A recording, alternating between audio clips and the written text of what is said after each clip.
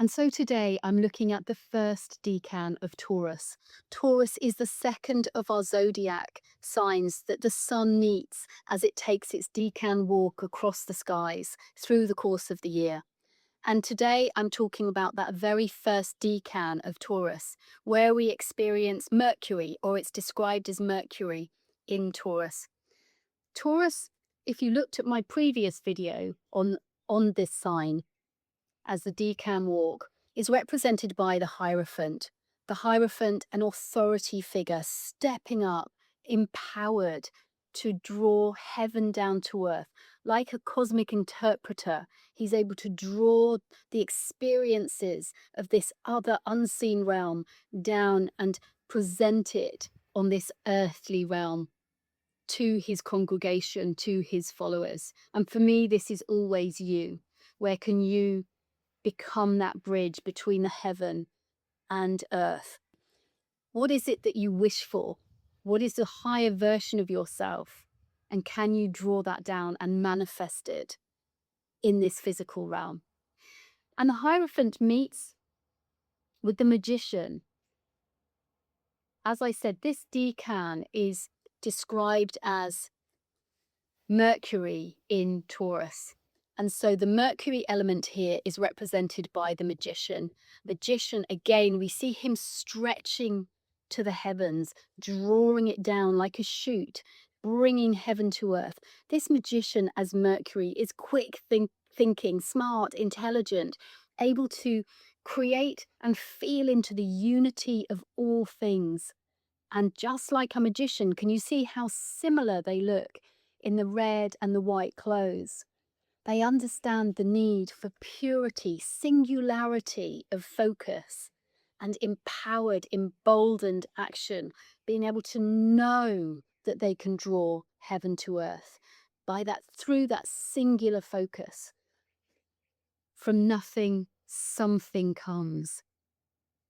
And so we have these two together to describe our first decan of Taurus.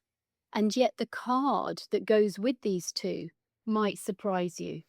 How do we get from these two masterful beings who dwell in the realms of the divine and draw it down to earth, produce the Five of Pentacles? And so the Five of Pentacles looks like two destitute, poverty-stricken, diseased individuals out in the cold. And there is this sort of symbol, perhaps a church window behind them, representing the divine or the higher aspects of self. And yet they're choosing to walk on by. So how can this be the same thing as these two powerful people? Well, I'm going to use the myth that I talked about yesterday in Taurus to just describe this briefly, a part of that myth. And the myth was the idea of Zeus wanting to appear to Europa.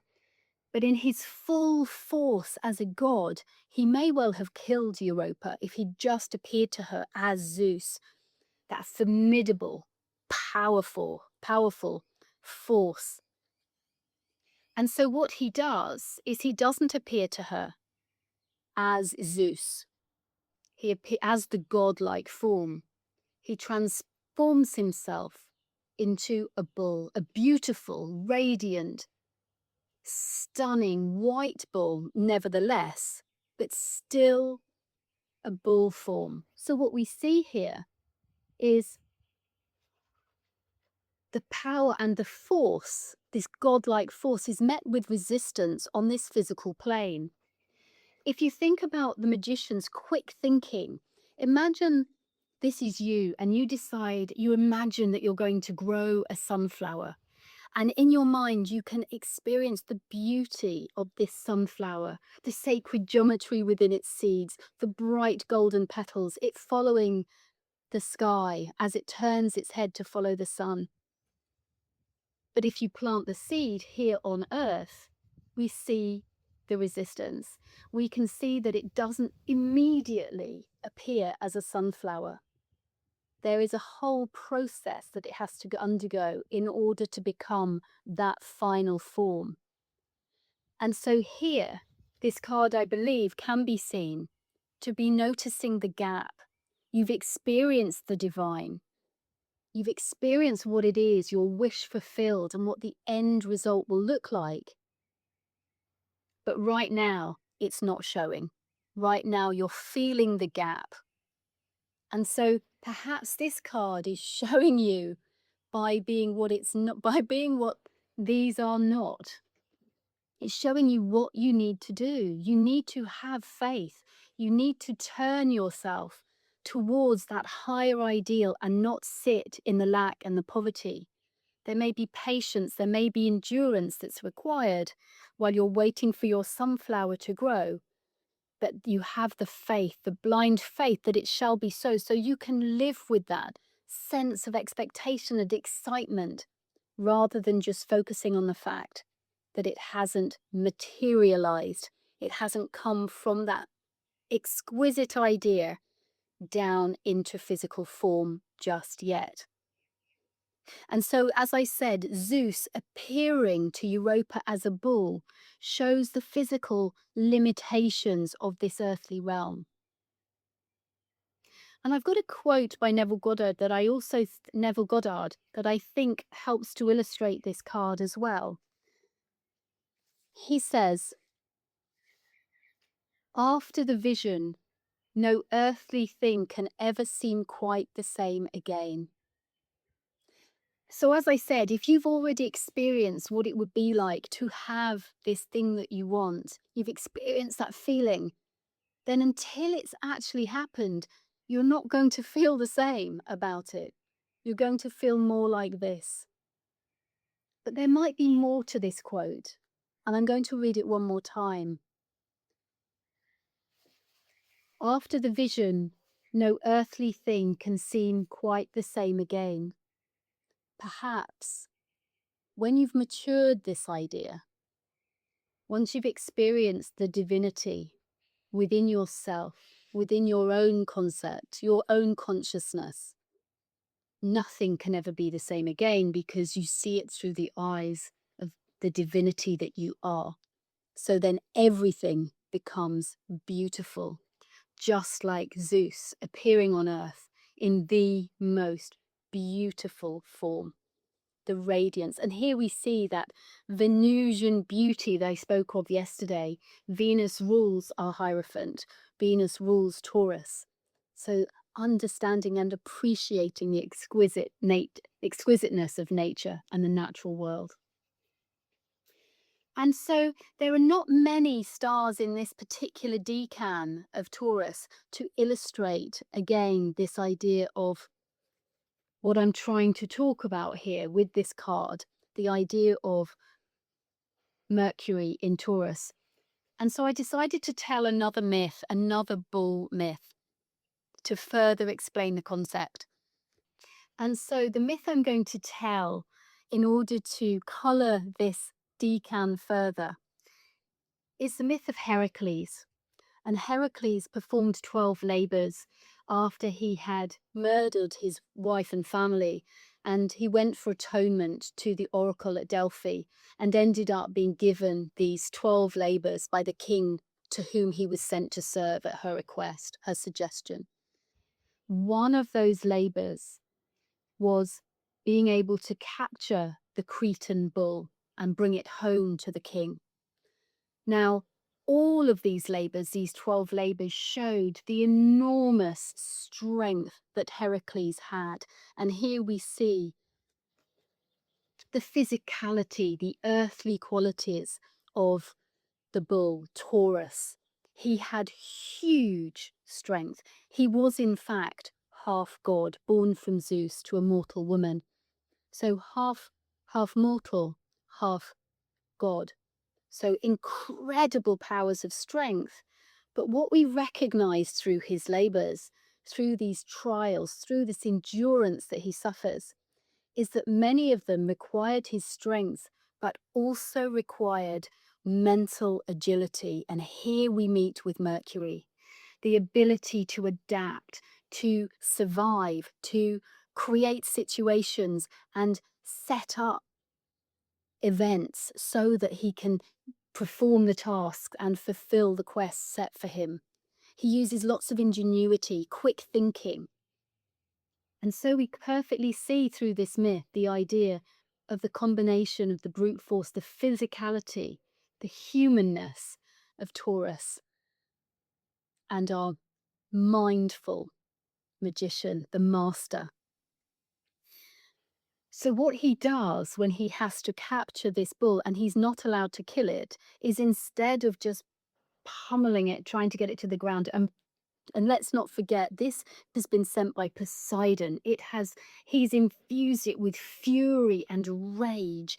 This bull has been rampaging and destroying Crete, and Heracles has been sent to subdue it as one of his labors, one of his tasks to fulfill.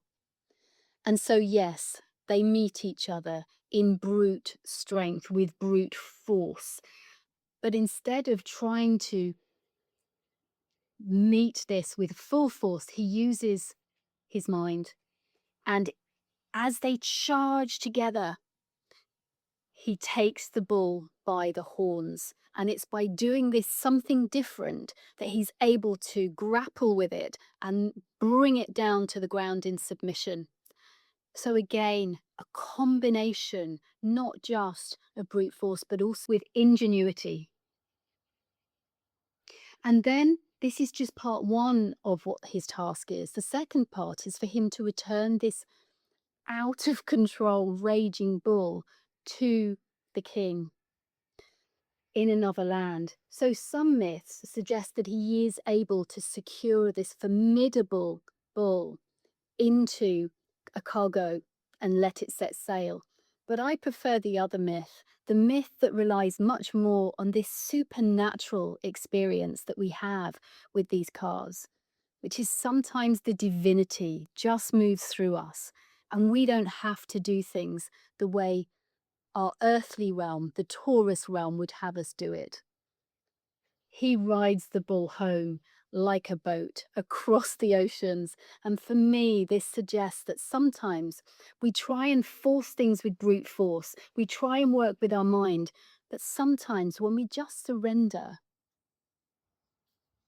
things work in magical ways, in mysterious ways. And the problem is solved without us even having to think about it or act on it. Sometimes a situation just arises and there we have our end result. So I like the idea of him holding the bull's horns and riding it like a boat across the waves to deliver his precious cargo and fulfill one of his 12 labors. I've spoken a lot about myths. I've spoken a lot about trials and the ability to turn things around, not just with brute force by pushing through, but also by using ingenuity and the mind and quick thinking and mental agility. And Heracles, I think, serves to remind us that throughout his labors, he didn't just use both of these. He combined it sometimes with something that was beyond any of this. It was super conscious. There was divinity presence. He had help from other gods. He had help from the divine. Divine forces moved through him in order to create the resolution. So where does this leave you in our first decan of Taurus? What does it mean for you at this time? And what I would suggest is that you think about at this time something that feels insurmountable or something where you're feeling resistance. And just have a think about how you can surrender this. Perhaps you might need to use some pushing through, but where do you not need to push through? Where can your mind solve this? Or even better, where can you create it, embody it, feel as if it's already happened, already overcome, or whatever it is you're wishing for has come through, the final state where you can feel the relief and the release and the joy that it's there. Where in your life can you surrender this to something higher? Trusting, in the light, in the divine, trusting that when you have enough conviction that something shall be so, then it shall be so. Stand up. Purity of thought. Know what it is you want. Know exactly what it is that you want to create or overcome. Whatever it is for you. See it in the final state. Feel it, believe it, know it. Empower yourself and live in that state no matter what presents itself, no matter what your senses tell you. Stay focused on the higher ideals, your higher belief system. Trust in the divinity and feel the faith of your convictions. Have a wonderful day.